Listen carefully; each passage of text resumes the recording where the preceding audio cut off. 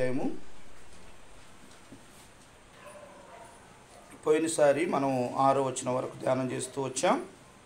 ఇప్పుడు 7వ వచనాన్ని మనం చదువుకునేవారిగా మనం ఉందాం. కీర్తన గ్రంథము 5వ అధ్యాయము 7వ వచనం చదువుదాం. నేనైతే నీ కృపాతిశయమును బట్టి నీ మందిరములో ప్రవేశించెదను, నీ ఎడల భయభక్తులు కలిగి నీ పరిశుద్ధులను దిక్కు చూచి నమస్కరించెదను. మరొకసారి, నేనైతే నీ కృపాతిశయమును బట్టి నీ మందిరములో ప్రవేశించెదను, నీ ఎడల భయభక్తులు కలిగి నీ పరిశుద్ధాలయము దిక్కు చూసి నమస్కరించెదను. దేవుని సహాయం కొరచని ప్రార్థన చేసుకుందాం. కీర్తన గ్రంథము 5వ అధ్యాయము 7వ వచనాన్ని మనం చూసినట్లయితే ఇక్కడ దావీదు మహారాజు గారు ఒక చక్కని ప్రార్థన పూర్వకంగా ఒక మాట మాట్లాడుతూ వస్తున్నారు. ఏ మాట అనగా అక్కడ కీర్తన 5:7 వచనంలో, నేనైతే నీ కృపాతిశయమును బట్టి నీ మందిరములో ప్రవేశించెదను, నీ ఎడల భయభక్తులు కలిగి నీ పరిశుద్ధాలయము దిక్కు చూచి నమస్కరించెదను. ప్రియమైన దేవుని బిడ్డలారా, ఈ రోజున మనం గమనించినట్లయితే వచనం మనం ధ్యానం చేసుకుంటూ వస్తున్నాం. వచనంలో ఏమేమి విషయాలు ఉన్నాయో అవన్నీ కూడా మనం చూసుకుంటూ వస్తున్నాం. ఈ వచనంలో చాలా అంశాలు దాగి ఉన్నాయి, కానీ ఒకే ఒక అంశాన్ని మనం ఈరోజు ధ్యానం చేసుకుందాం. ఇక్కడ దావీదు మహారాజు ఏమని ప్రార్థన చేస్తున్నారంటే, నేనైతే నీ కృపాతిశయమును బట్టి నీ మందిరములో ప్రవేశించదను. నేనైతే అనే సందర్భం ఈ రోజున మన అంశ భాగం. నేనైతే ఏం చేస్తాను దేవునికి? మన పితరులు ఏం చేశారు? నేనేం చేయాలి? దేవుడు ఏం చెప్తున్నాడు? దేవుడు ఏం చేస్తే దేవుడు ఇష్టపడతాడు అనే అనుభవాల్ని ఈ రోజుని మనం కొన్ని వచనాలుగా మనం ధ్యానం చేసుకుంటూ వద్దాం. ఇక్కడ దావీదు మహారాజు ఏం చెప్తున్నారంటే, నేనైతే నేనే అని మాట్లాడుతూ నీ కృపాతిశయమును బట్టి నీ మందిరములో ప్రవేశించెదను. ఇక్కడ చూడండి, నేనైతే నీ కృపాతిశయము. కృప అనగా ఏంటి?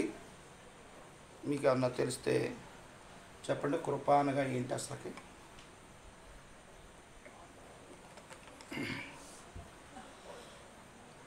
కృప అంటే అర్హత లేని వాడిని అర్హత మనకి ఇవ్వటం. మనం ఈ పనికి పనికిరాము, కానీ ఆ పనికి దేవుడు నిన్ను నన్ను వాడుకోవటం, దాన్నే కృప అంటారు. ప్రియమైన దేవుని బిడ్డలారా, దేవుని మంచితనం కూడా కృప కిందే వస్తుంది. ప్రియమైన దేవుని బిడ్డలారా, ఈరోజు మనం గమనించినట్లయితే దావీదు మహారాజు గారు అనే మాట ఏమిటంటే, నేనైతే నీ కృపాతిశయమును బట్టి నీ మందిరములో ప్రవేశించెదను. వాస్తవంగా మనం దేవుని మందిరానికి రావటానికి మనం ఏమాత్రం అర్హులం కాదు. దేవుని ప్రాంగణంలోకి, దేవుని యొక్క సన్నిధానంలోకి రావటానికి ఏమాత్రం అర్హులం కాదు. అయితే దావీదు మహారాజు అదే అంటున్నారు, నేనైతే నీ కృపాతిశయం, నీ కృపను బట్టే దేవా నీ మందిరానికి వస్తున్నాను. అర్థమైందండి? ఆయన కృపను బట్టి అంటే అర్హత లేని మనల్ని అర్హత పొంది దేవుని యొక్క సన్నిధానానికి దేవుడు తీసుకుని వస్తున్నారు. ప్రియమైన దేవుడు, అది దేవుని యొక్క మంచితనం అని మనం గ్రహించాలి. ఈ రోజున కృప 3 సందర్భాలుగా మనకి వెంబడిస్తూ వస్తుంది. కృప అనగా మనం అనుకున్నాం కదా, అర్హత లేని వాడిని అర్హత పొందినట్లుగా. అంటే దేవుడు కూడా అదే చేస్తూ వచ్చారు. వాస్తవంగా మనము మీకు ఇంకా అర్థం అవటానికి కొద్దిగా లోతుగా వెళ్ళినట్లయితే, ఒక దొంగ ఒక ఇంట్లో జరబడ్డాడు. చక్కగా సామాన్లన్నీ సర్దుకున్నాడు. గొన సంచిలో అన్ని సామాన్లు చక్కగా మూట కట్టుకున్నాడు. చక్కగా 3 గంటలు అంటే బాగా నిద్ర టైంలో లోపలికి వెళ్ళాడు. లోపలికి వెళ్ళిన తర్వాత ఖచ్చితంగా మూట కట్టుకొని భుజం మీద వేసుకొని ఇక దూకుదాము అనుకునే టయానికి లైట్లు వేసారు. లైట్లు వేయగానే ఆ దొంగ ఏమనుకుంటాడు, అమ్మా ఇక నేను అయిపోయాను, నన్ను పట్టుకున్నారు ఇంటి యజమానులు అనుకున్నాడు. అప్పుడు వాళ్ళు ఏం చేస్తారంటే కొట్టి ముందు కట్టేసి తర్వాత కొడతారు, లేకపోతే కొట్టిన తర్వాత పోలీసులకు అప్పచెప్తారు, ఏదో ఒకటి అక్కడ జరగవచ్చు. కానీ ఆ యొక్క యజమానులు అన్న మాట ఏంటంటే, అయ్యా దొంగతనానికి వస్తే వచ్చావు కానీ ఈసారికి ఇక నుండి దొంగతనం చేయమాకయ్యా అనేదే కృప. అర్థమైందండి? నీకు దొంగతనము గురించి మరి వాస్తవంగా అయితే ఆ వ్యక్తిని కొట్టాలి, శిక్షించాలి, జైల్లో పెట్టాలి. కానీ ఆ ఇంటి యజమానులు ఏం చేశారంటే అతని మీద జాలి, ప్రేమ, మంచితనం చూపించారు. చూపించి అయ్యా ఇక నుండి దొంగతనం చేయమాకు, చేస్తే చేసావు అని అతనికి చెప్పి వెళ్తుంటే, అయ్యా నువ్వు భోజనం చేసావో లేదో వెనకరా అని 100 రూపాయలు మన జేబులో పెట్టారట. చూసారా? అది కృప అంటే. ప్రియమంది, దేవుడు కూడా మన అలాగే ప్రేమిస్తూ వచ్చాడు. ఒక విధంగా మనం అర్హత లేని వాళ్ళము, దేవుడు నిన్ను నన్ను అర్హత పొందేటట్లుగా మనము ఆ యొక్క ఉన్నతమైన స్థాయికి వెళ్ళేటట్లుగా దేవుడు చేశాడు. దాన్ని కృప అంటారు. ప్రియమంది ఏం బిడ్డలారా, ఈ రోజున కృప ఏ విధంగా వస్తుంది అసలు మనకి? అది కూడా మనకు కావాలి. కృప 3 సందర్భాలుగా మనకు వస్తుంది. ఒకటి విశ్వాసము ద్వారా వస్తుంది, రెండోది సత్యము ద్వారా వస్తుంది, మూడోది దీనులు అవటం ద్వారా కృప వస్తుంది. చూద్దాం, రెఫరెన్స్లు చూద్దాం. మొదటగా ఎపిసిల్ రాసిన పత్రిక ఈ కృప ఎవరిని వెంబడిస్తుంది, ఎలా వస్తుంది అనేది మనకు తెలియాలి. 8-9 వచనాలు చదవండి. 8-9 వచనాలు.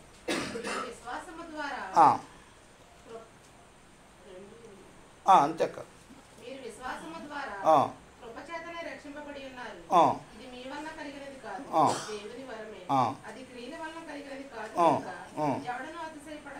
అది అర్థమైందండి. ఇక్కడ దేవుడు స్పష్టంగా చెప్తున్నారు, మీరు విశ్వాసము ద్వారా కృపచేతనే రక్షింపబడి ఉన్నారు, ఇది మీ వలన కలిగినది కాదు. అది దేవుడు మన పట్ల కృప చూపించాడు. దొంగ పట్ల ఇంటి యజమానులు ఏ విధంగా జాలి, మంచితనం చూపించారో దేవుడు మన పట్ల కూడా కృప చూపించాడు, జాలి చూపించాడు. ప్రియమైన దేవుని బిడ్డలారా, ఇక్కడ ఏమన్నాడు, ఇది మీ క్రియల వల్ల కలిగింది కాదు కనుక ఎవడను అతిశయింప వీలు కాదు. అంటే చాలామంది ఏం చేస్తారంటే, విశ్వాసులు నేను కాబట్టి ప్రభుని నమ్ముకున్నాను, ఇంకొకళ్ళైతే నమ్ముకోలేరు అని కొద్దిగా అతిశయపడుతుంటారు, కొద్దిగా గర్వంగా ఫీల్ అవుతుంటారు. నేను ఇన్ని సంవత్సరాల నుండి సీనియర్ని, ఇన్ని సంవత్సరాల నుండి దేవుళ్ళు ఎంతో నమ్మకంగా ఎదిగిన పెట్టినాయి అని ఆ పక్కటోళ్ళను పోల్చుకుంటూ నేను గొప్పోడిని అనుకుంటూ కొద్దిగా అతిశయపడుతుంటారు. అది ఎవరి ద్వారా జరిగిందట? కృప ద్వారానే, ప్రభు యొక్క కృప ద్వారానే ఆ యొక్క రక్షణ అనేది నీకు నాకు వచ్చింది. అంతేగాని మన క్రియల వలన, మనం చేసిన పనుల వలన కాదు. అది దేవుని యొక్క కృప, ఆ కృప ద్వారా వచ్చింది. అందుకంటే మొట్టమొదటగా ఈ కృప ఏ విధంగా వస్తుందంటే విశ్వాసము ద్వారా కృప మనకు వస్తుంది. రెండో అనుభవం ఏంటంటే సత్యము ద్వారా. అది ఎలాగా చూడండి. కీర్తన గ్రంథము 85వ కీర్తన 85వ కీర్తనలో ఒక మాట ఉంటుంది, చూద్దాం. 85, 9, 10 వచనాలు చదవండి.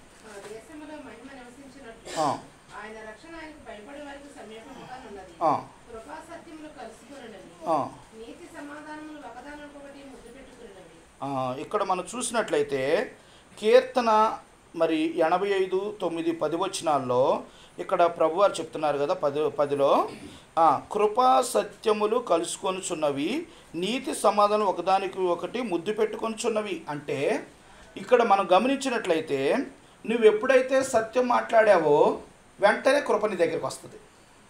ఎప్పుడైతే నువ్వు నిజాయితీగా, నీతిగా ఉన్నావో వెంటనే కృప నీ దగ్గరికి వస్తుంది.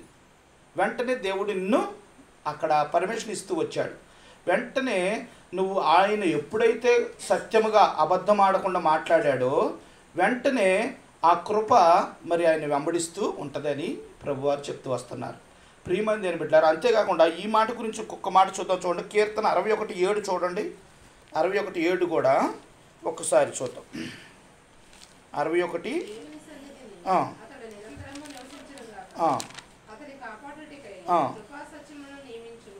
అది ఇక్కడ చూసినట్లయితే దేవుని సన్నిధిని అతడు నిరంతరము నివసించునుగాక, అతని కాపాడుటకై కృపా సత్యములు నియమించబడును. చూసారా?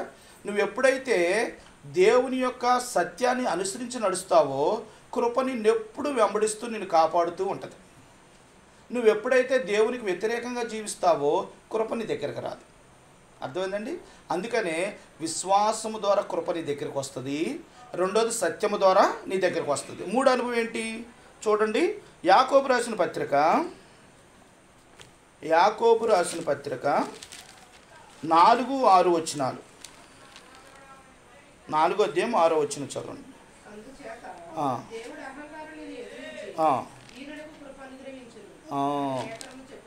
అది చూసారండి. ఇక్కడ మనం చూసినట్లయితే 4వ వచనంలో ఒక్క నిమిషం, యాకోబు రాసిన పత్రిక 4:6 మళ్ళీ చదవండి.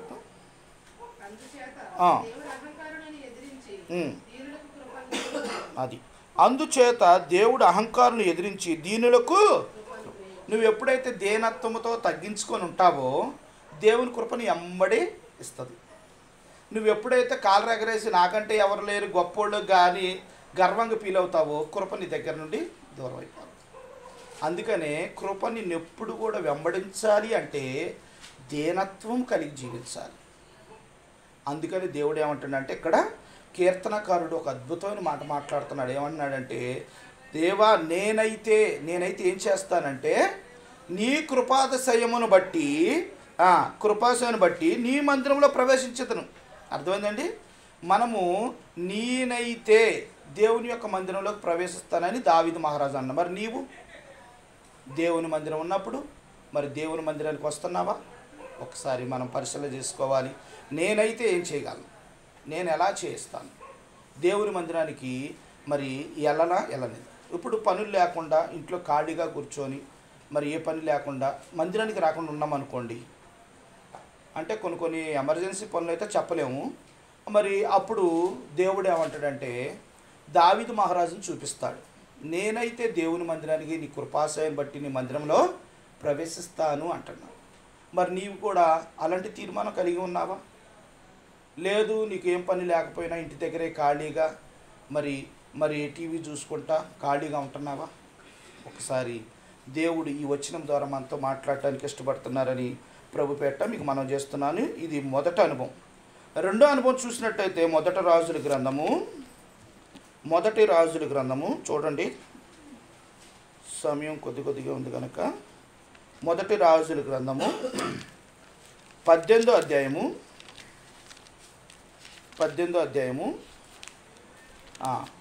24వ వచనం చదువు. 24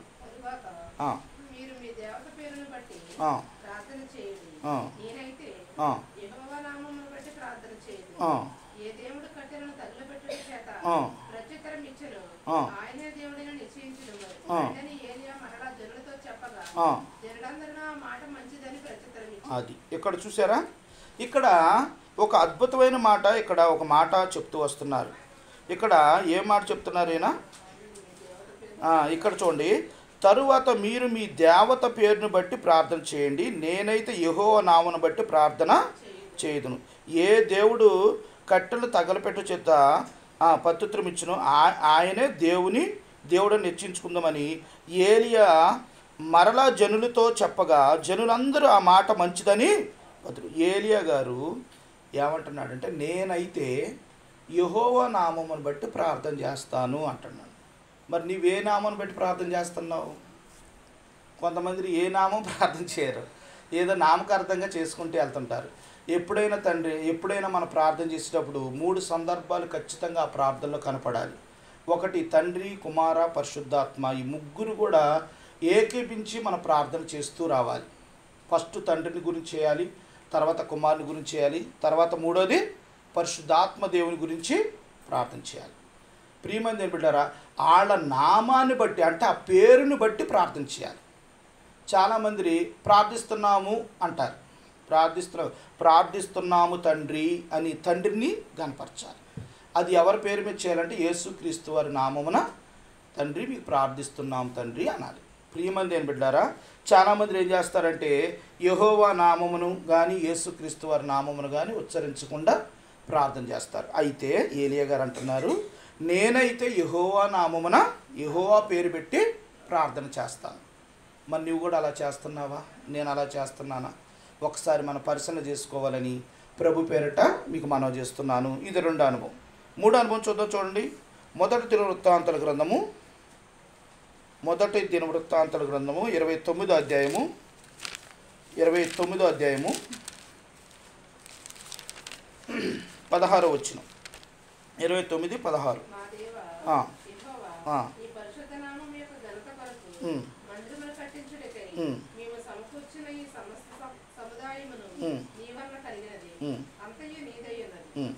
తర్వాత 17 కూడా చదువు.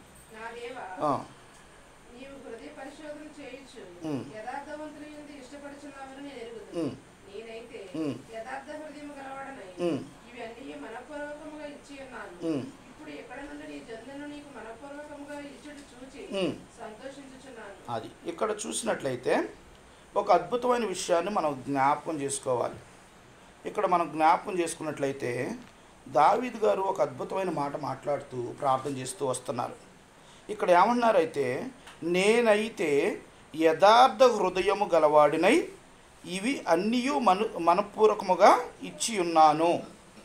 యథార్థ హృదయముతో దేవుని మందిరానికి కావలసిన పనిముట్లన్నీ సిద్ధం చేశాడు దావీదు మహారాజు. మండపానికి ఎంత బంగారం కావాలి, స్తంభానికి ఎంత బంగారం కావాలి, బలిపీఠానికి ఎంత బంగారం కావాలి, వెండి కావాలి, కర్ర కావాలి, ఇవన్నీ కూడా ఎంతంత కావాలి అన్నీ సమకూర్చి ఆయన ఎలా ఇచ్చాడంటే బలవంతంగా ఇవ్వలా, యథార్థ హృదయంతో మనస్ఫూర్తిగా ఇచ్చాడు. దేవుని మందిరంలోకి వచ్చిన బిడ్డలో ప్రతి బిడ్డ కూడా మనం ఏం చేయాలంటే దేవుని మందిరానికి ఇచ్చేటప్పుడు మనము వెనక్కి పీక్కోకూడదు, మనస్ఫూర్తిగా దేవునికి ఇవ్వాలి. నేను ఎత్తితే తర్వాత నాకు అదే ఉండదేమో, అది అట్ట కాదు. దేవునికి హృదయపూర్వకంగా నువ్వు ఇచ్చే 10 రూపాయలు కానీ రూపాయి కావచ్చు, ఎంతని కావచ్చు, అది మనస్ఫూర్తిగా ఇవ్వాలి. దావీదు మహారాజు అలా ఇస్తూ వచ్చాడు.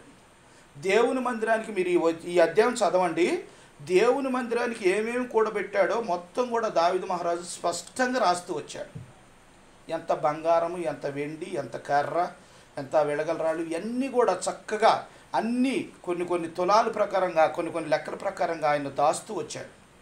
అవన్నీ కూడా నేనైతే చూడండి, ఆయన దావీదు మహారాజు అన్న నేనైతే ఏం చేస్తానంటే, ఇక్కడ చూడండి దావీదు మహారాజు అన్నమాట, యథార్థ హృదయము గలవాడినై ఇవన్నీ మనస్ఫూర్తిగా ఇచ్చి ఉన్నాను. అర్థమైందండి? మనస్ఫూర్తిగా ఇస్తున్నా దేవునికి. నన్ను ఎవరో బలవంతం చేయలా, ఎవరు నన్ను అడగలేదు, మనస్ఫూర్తిగా ఇస్తున్నా. బాక్సింగ్ అన్న కొన్ని కాన్వికేషన్ పెట్టినప్పుడు కొన్ని లక్షల మంది, కొన్ని వేల మంది వచ్చేవారు. వచ్చినప్పుడు ఎవరిని కూడా మీరు కానుక సమర్పించుకోండి, దేవుని మందిరానికి డబ్బులు ఇవ్వండి, మరి భోజనాలకి, మరి సామాగ్రికి, మండపాలు వేయటానికి, పందిర్లు వేయటానికి అని ఎవరిని కూడా అడిగినట్టు దాగతాలే లేవు. ఏ మెసేజ్లోనా నేనండి ఎప్పుడు కూడా అసలు అడగను. ఆదివారం వచ్చి దేవుని యొక్క మందిరానికి వచ్చి ప్రతి ఒక్కరు కూడా దేవుడు సమర్పించుకొని వాళ్ళు మనస్ఫూర్తిగా దేవుని మందిరంలో వేయాల్సిందే తప్ప వాళ్ళు మామూలుగా విడిగిస్తే చేతికి తీసుకోరు. ప్రియమైన దేవుని బిడ్డలారా, అలాగ సేవ చేస్తూ వచ్చారు మన పితరులు. బ్రదర్ బాక్సింగ్ అన్న పెద్దలందరూ కూడా ఎంతో ఆత్మపూర్ణులై దేవుని యొక్క ప్రేరేపణ బట్టి నడిపిస్తూ వచ్చారు. వాళ్ళ దగ్గర ఉంటేనే ఎవరి మీద భారం వేసేవాడు కాదు. అందరి మీద ఎవరి మీద భారం వేయకుండా మనస్ఫూర్తిగా వాళ్ళు పెట్టేటప్పుడు, సుధాకర్ అన్న దగ్గర కూడా నేను ఆ విషయాన్ని నేను చూస్తూ వచ్చాను. అన్న భోజనాలు పెట్టేటప్పుడు మరి అన్న ఇక్కడ లేడు, కానీ మనం ఎందుకు చెప్పుకున్నామంటే, ఎవరైనా భోజనాలు పెట్టేటప్పుడు కొంతమంది పామాయిల్ కొట్టేయండి అంటారు, పామాయిల్ వేసేయండి మామూలుగా ఇవన్నీ అంటారు. అయితే అన్న అలా కాదు, ఒరిజినల్ సన్ఫ్లవర్ శనగ నూనె వాడేవాడు. బియ్యం కూడా ఎలాంటివి వాడాడో తెలుసా? ఒరిజినల్గా బాస్మతి మరి సామసూరు ఇలాగా ఇవి వాడేవాడు, సన్న బియ్యం. ఎంతమంది వచ్చినా సరే మేము చూస్తూ వచ్చాం. పిల్లలకి సండే స్కూల్ పరిచయం జరిగినప్పుడు VBS మేము అందరూ చూస్తూ వచ్చాం. ఎందుకు చెప్పుకుంటున్నామంటే, దేవునికి మనం ఇచ్చేటప్పుడు మనస్ఫూర్తిగా ఇవ్వాలి అని దావీదు మహారాజు ఇక్కడ చెప్తాను. నేనైతే యథార్థ హృదయముతో దేవునికి నేను ఎన్ని మనస్ఫూర్తిగా ఇస్తున్నాను అంటాడు. మరి నీవు నేను ఒక్కసారి పరిశీలన చేసుకోవాలి. దేవుడికి మనం ఏమి ఇచ్చాము, అది ఇచ్చేటప్పుడు మనస్ఫూర్తిగా మనం ఇచ్చామా, మరి ఇవ్వట్లేదా, మరి ఎలా ఉంటున్నాము అనేది ఒకసారి దేవుడు మనకే చెప్తున్నాడు. ఎవరిని కూడా కించపరిచి చెప్పడానికి కానీ ఉద్దేశించి చెప్పేది కాదు ఈ విషయం. ఎందుకంటే దావీదు మహారాజుని ఉద్దేశించే మాట్లాడుతున్నాను. అందుకనే నేను దేవుని మందిరానికి ఏమి ఇవ్వగలను మనస్ఫూర్తిగా అనేది మనం ఒక్కసారి పరిశీలన చేసుకొని దేవునికి నిశ్చయించుకొని దేవునికి మనం ఇచ్చేవారిగా మనం ఉండాలి. ఇది 3వ సందర్భంగా మనకు కనపడుతుంది. 4వ సందర్భంగా మనం చూసినట్లయితే కీర్తన 17 చూడండి. మరి టైము తక్కువగా ఉంది. కీర్తన 17 15వ వచనం.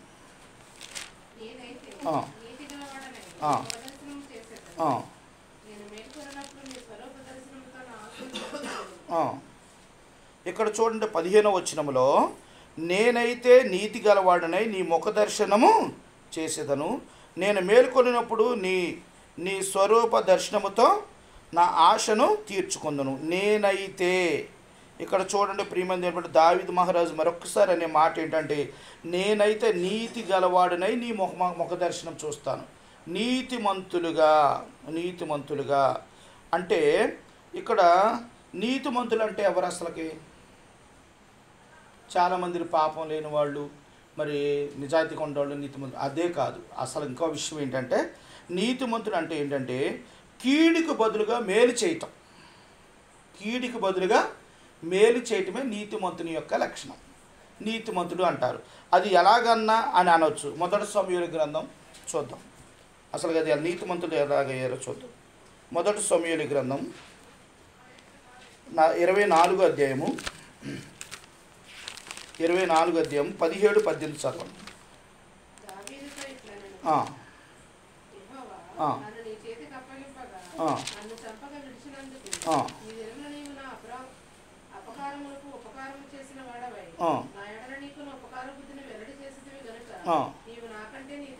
అది చూసారా?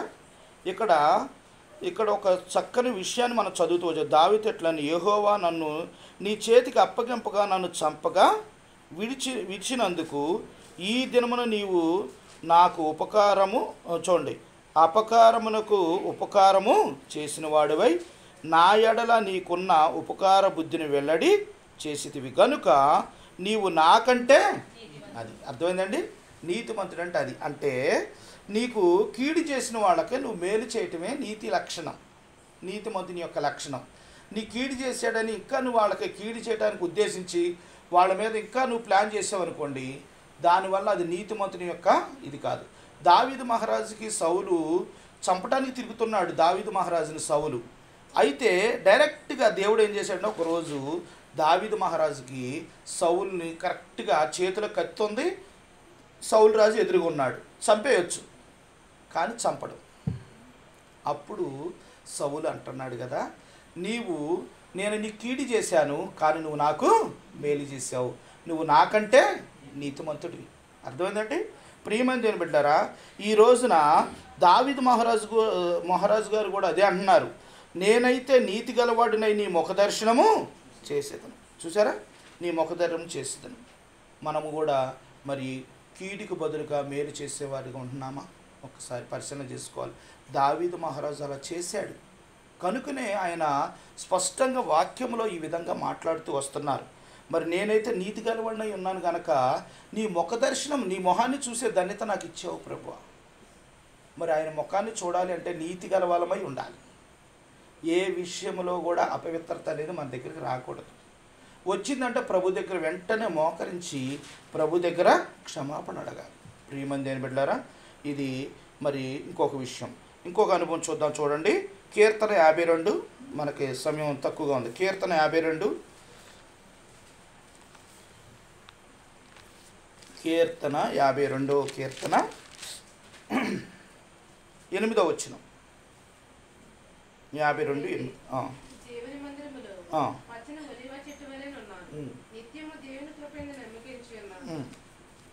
ఇక్కడ ఒక సందర్భం మనకు కనపడుతుంది.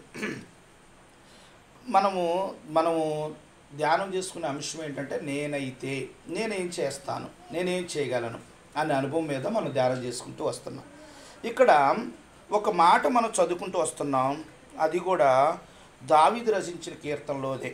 ఇక్కడ 52:8 వచనంలో చక్కని మాట, నేనైతే దేవుని మందిరములో పచ్చని ఒలీవ చెట్టు వలె ఉన్నాను. నిత్యమును దేవుని కృపయందు నమ్మకించి ఉన్నాను. ఒలీవల చెట్టు చూడండి, నేనైతే దేవుని మందిరంలో పచ్చని ఒలీవల చెట్టు వలె ఉన్నాను. ఒలీవల చెట్టు గురించి పెద్ద ప్రసంగం ఉంది. 12 అంశాలు ఉంటాయి, 12 అంశ భాగాలు ఉంటాయి. ప్రభు చిత్తమైతే ఏదన్నా ఒక రోజు మళ్ళీ ధ్యానం చేసుకుందాం. ఈ 12 కూటి మనం ట్యూకీగా మనం చెప్పుకున్నట్లయితే 12 విషయాల్లో ఒలివ చెట్టు ఎప్పుడు కూడా మరణం అనేది ఉండదట, ఒకటి. రెండోది, ఒలివ చెట్టు ఎల్లప్పుడూ పచ్చగా ఉంటుందట, ఎప్పుడు కూడా పచ్చగా ఉంటుంది. తర్వాత మూడోది, ఒలివ చెట్టు రాజుల్ని సేవకుల్ని అందరూ కూడా ఆయిల్తోనే అభిషేకం చేసేవారు మన పితరులు. అంటే దానికి అంత ప్రాముఖ్యత ఉంది. అందుకని ఒలివ చెట్టు గురించి ప్రభు మరీ మరీ రాస్తూ వచ్చారు. ఒలివ చెట్టు పరిపాలనకు రాజులుగా ప్రాముఖ్యమైనదిగా ఉండేది. తర్వాత ఒలివ చెట్టు ద్వారా దేవునికి నరులకు సన్మానము చేసేవారుగా ఉంటారు. తర్వాత ఇంకో విషయం ఏంటంటే, ఒలివ చెట్టు పిల్లల్ని పిల్లలతో పోల్చినట్లుగా మనం చూస్తూ వస్తున్నాం. ఇవన్నీ రిఫరెన్స్లు ఉన్నాయి. అంతేకాకుండా ఈ ఒలివల చెట్టు గురించి ఇంకో విషయం ఏంటంటే, చాలా సౌందర్యమైనదట.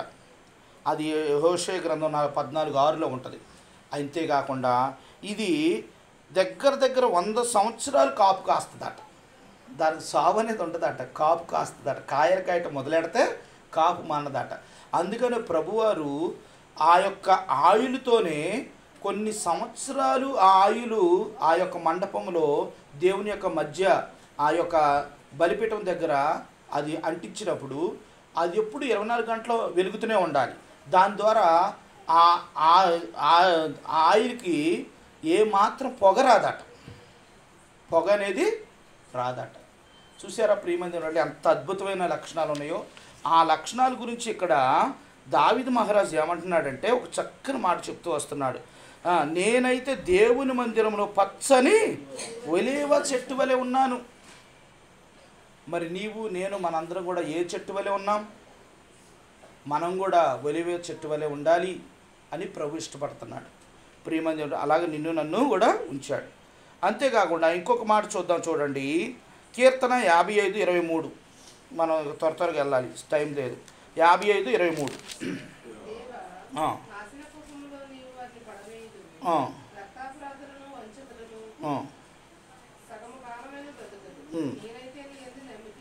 అది చూసారండి. దేవ, నాశన కోపంలో నీవు వారిని పడవేయుదువు. చూడండి, రక్తపు అపరాధులను వంచకులను సగము కాలమైన బ్రతకరు, నేనైతే నీ యందు నమ్మకించున్నాను. ఇక్కడ ఒక అద్భుతమైన మాట ఏంటంటే, నేనైతే నమ్మకించి ఉన్నాను అని దావీదు మహారాజు అన్నాడు. మరి నీవు దేవుని మీద నమ్మకం ఉంచావా? దేవుని మీద నమ్మకం ఉంచి దేవుని అంటే ఇష్టంగా నువ్వు జీవించడానికి ఇష్టపడుతున్నావా? ప్రియమైన దేని బిడ్డారా, దావీదు మహారాజు నేనైతే నీ యందు నమ్మకం ఉంచాను ప్రభా. చాలామందిని ఎలా నశించిపోతున్నారో, దేవుని ఎరగని వారు, దేవుని కంటే ఇష్టం లేని వారు, దేవుని దగ్గర పాపం చేసిన వారు నేను చూస్తున్నాను. కానీ నేను అలా కాదు, నేను నీ యందు నమ్మకం ఉంచి ఉన్నాను ప్రభువా అని చక్కని మరి మాటలతో ప్రభు మాట్లాడుతూ వస్తున్నారు. అంతేకాకుండా 75:9 కూడా చూడండి. మరి ఇంకో మాట చూద్దాం. 75:9 మనం ముగించుకుందాం, 2 అంశాలు చూసుకొని. 75:9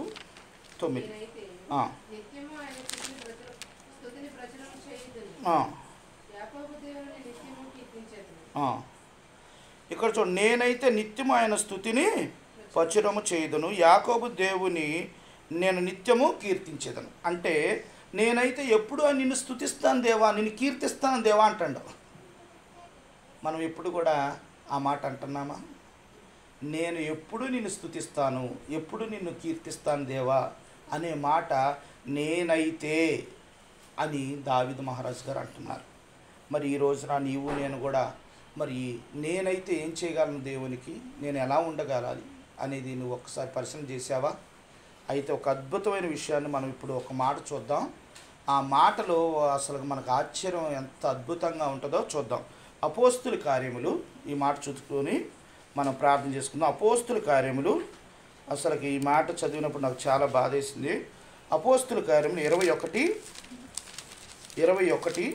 అపోస్తుల కార్యములు 21 అధ్యాయము 13వ వచనాన్ని చదవండి.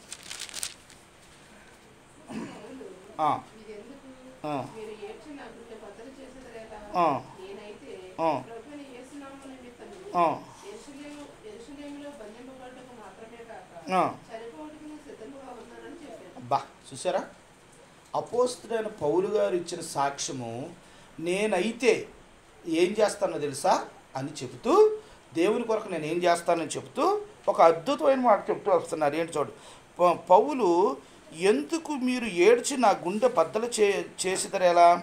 నేనైతే ప్రభువైన యేసు నామము నిమిత్తము యెరూషలేములో బాధింపబడుటకు మాత్రమే కాక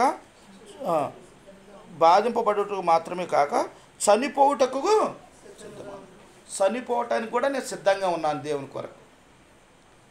మనం అసలు చనిపోవడం తర్వాత దేవుని మందిరానికి, మరి దేవుని కొరకు దేవుని పరిచర్య చేయటానికి మనం పూనుకుంటున్నామా అని అపోస్తలుడైన పౌలు గారు అన్నారు, నేనైతే నన్ను బాధ పెట్టినా, నన్ను కొట్టినా, నన్ను ఇబ్బంది పెట్టినా పర్లా, లాస్ట్కి నన్ను చంపేసినా పర్లా, నేనైతే దేవుని కొరకు ప్రయాసపడతాను అంటున్నాను.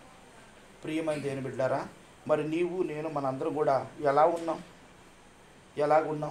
దేవుని కొరకు అవసరమైతే మన ప్రాణానైనా ఇచ్చే బిడ్డలుగా ఉన్నామా? లేకుంటే నామకార్థ క్రైస్తవులుగా మరి ఓట్లో మరి గవర్నమెంట్ లెక్కల్లో మరి లేకుండా మామూలుగా ఉండటానికి అలాగే ఉంటున్నామా? లేకుంటే నిజాయితీగా నిష్టగా నేను దేవుని బిడ్డనని గర్వంగా నువ్వు చెప్పుకోగలుగుతున్నావా? కానీ అపోస్తలుడైన పౌలు రోమీయుడు, ఎంతో గర్వంగా, రోమీయుడు అంటే ఆ జాతి అంటే చాలా గొప్పది. ఆయన రోమీలో చాలా చాలా డిగ్రీలు చదివాడు. అలాంటి అపోస్తలుడైన సౌలుగా ఉన్న ఆయన పౌలుగా మారి ఆయన ప్రాణాన్ని త్యాగం చేస్తూ వచ్చాడు. ఎలాంటి త్యాగం అంటే, రోమీలందరి ముందు ఆయన తలను తీసుకెళ్ళి చెక్క మీద పెట్టి ఒకే ఒక యాత ఇస్తూ వచ్చాడు. అందరికి సువార్త ప్రకటిస్తూ వచ్చాడు, నేను ప్రభు కొరకు నా ప్రాణం పెడుతున్నాను, మీరు కూడా ప్రభు పరిచర్య చెయ్యాలి అని అందరికీ, సమాజాన్ని అందరికీ కూడా ఒక సూచనగా మాట్లాడుతూ ఆయన తల తీసుకెళ్ళి ఆ యొక్క దొంగ మీద, అంటే మాంసం కొట్టే ఒక చెక్క ముక్క ఉంటుంది చూసావు, అలాంటి చెక్క దాని మీద తీసుకెళ్ళి తల ఇలా పండుకోబెట్టాడు. ఒకే ఒక యాతేసారు, తల ఊడి అవతల పడిపోయింది. చూసారా, అపోస్తలుడైన పౌలు గారు మాటలు కాదు, క్రియారూపిణంగా ఆయన చనిపోవటానికి కూడా సిద్ధపడ్డాడు. యేసు ప్రభు దేవుడు కాదండి విడిచిపెడతాం, లేదు, ఆయనే నిజమైన దేవుడు. ప్రియమైన దేవుని బిడ్డారా, నేనైతే ఏం చేయగలను? దేవుని కొరకు నేను ఏం చేయగలను? మనస్ఫూర్తిగా నేను దేవునికి ఏదైనా ఇవ్వగలనా? మనస్ఫూర్తిగా నేను దేవుని మందిరానికి రాగలనా? మనస్ఫూర్తిగా ప్రతిదీ కూడా మనం ప్రశ్న వేసుకోవాలని ప్రభు పేరట మీకు మనం చేస్తున్నాను. ప్రియమైన దేవుని బిడ్డారా, నేను చెప్పే నేను కావచ్చు, వినే మీరు కావచ్చు, ఎవరైనా ఎవరు కావచ్చు, దేవుడు ఈరోజు మనతో మాట్లాడుతూ వస్తున్నాడు. మరి నేనైతే నీ కృపాతిశయాన్ని బట్టి నీ మందిరంలో ప్రవేశిస్తాను. తర్వాత నేనైతే యెహోవా నామమును బట్టి ప్రార్థన చేస్తాను, నువ్వు ప్రార్థన చేస్తాను. తర్వాత నేనైతే యథార్థ హృదయం కలవండి, ఇవన్నీ మనస్ఫూర్తిగా ఇస్తాను. అంతేకాకుండా నేనైతే నీతి కలవండి, నీ ముఖ దర్శనం చేస్తాను. నేనైతే దేవుని మందిరంలో పచ్చని ఒలివల చెట్టు వలె ఉంటాను. నేనైతే నీ యందు నమ్మకం ఉంచి ఉన్నాను. తర్వాత నేనైతే నిత్యము ఆయన్ను స్తుతించి కీర్తించే బిడ్డగా ఉంటాను. నేనైతే ఇక్కడ చూడండి, నేనైతే బాధింపబడుటకు చనిపోవుటకు కూడా సిద్ధంగా ఉన్నాను అపోస్తలుడైన పౌలు గారు చెప్పారు. ప్రియమైన దేవుని బిడ్డలారా, ఒక్కసారి పరిశీలన చేసుకుందాం. ఒక్కసారి ఈ కీర్తన గ్రంథము 5వ అధ్యాయం 7వ వచనంలో ఒక్కసారి మనం చదువుకున్నట్లయితే, నేనైతే నీ కృపాశయను బట్టి నీ మందిరంలో ప్రవేశిస్తానని ఆయన అన్నాడు. మరి నీవు దేవుని కొరకు ఏం చేస్తావు? మనం ఎప్పుడు దేవుని దగ్గర అడుగుతాం, మరి దేవుడికి నీవేం చేస్తాం? అబ్రహాం గారు అయితే తన సొంత కుమారుని కూడా బలి ఇవ్వటానికి వెళ్ళాడు. మరి నీవేం చేస్తావు? నేనేం చేస్తాను? ఎవరికి వారే ప్రశ్న. మనం ఇక్కడ నిలబడుతున్న నేను ఎవరిని స్పెషల్ ఏం కాదు, అందరికీ దేవుడు వేసే ప్రశ్న, నువ్వేం చేస్తావు దేవుడికి? దేవుని కొరకు నువ్వేం ప్రయాసపడతావు?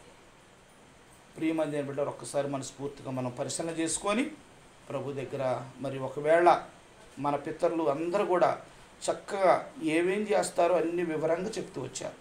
మరి నేను కూడా ఇది చేస్తా ప్రభా, నీ మందిరానికి క్రమం తప్పకుండా మందిరానికి వస్తాను, క్రమం తప్పకుండా ప్రార్థన చేస్తాను, క్రమం తప్పకుండా మీ మందిరం వాక్యం చదువుతాను, క్రమం తప్పకుండా మనస్ఫూర్తిగా నీ దేవుని మందిరానికి నేను ఏమి ఇవ్వాలనుకుంటున్నానో అది ఇస్తాను.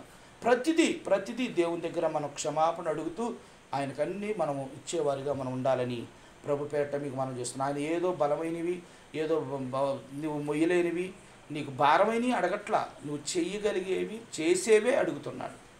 ఒక్కసారి ప్రభు దగ్గర మనం మరి ఒక్కసారి పరిశీలన చేసుకొని ప్రభువా ఈరోజు బైబిల్ స్టడీ ద్వారా మీరు నాతో మాట్లాడుతూ వచ్చారు.